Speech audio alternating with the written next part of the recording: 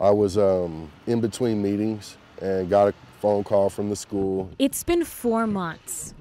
He's 7 years old. 7 years old, my son.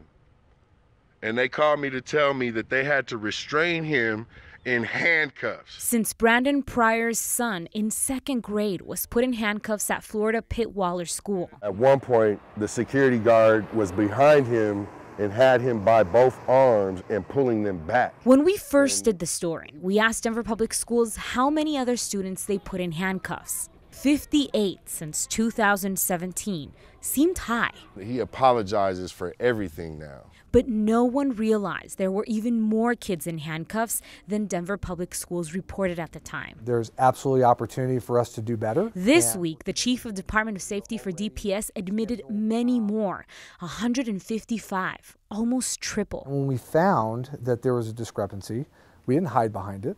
We reported it, we own it, and we're sharing it. Wow, these are pages and pages. I see some 8-year-olds, 9-year-olds. Of the 155 students, 2 were 7-year-olds, 3 were 8, 12 were 9, and the age group most frequently being handcuffed at DPS, 12. And to sit there and go through each report to determine whether or not a student was handcuffed and why takes a lot of time. Because there is no checkbox for handcuff cases, which is why they underreported.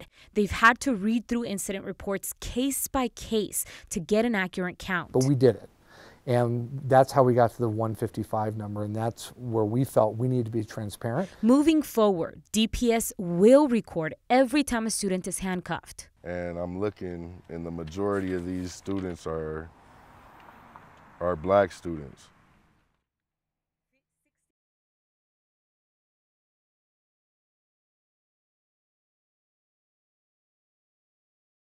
Hispanic students make up the largest part of the district, and the second largest group being handcuffed.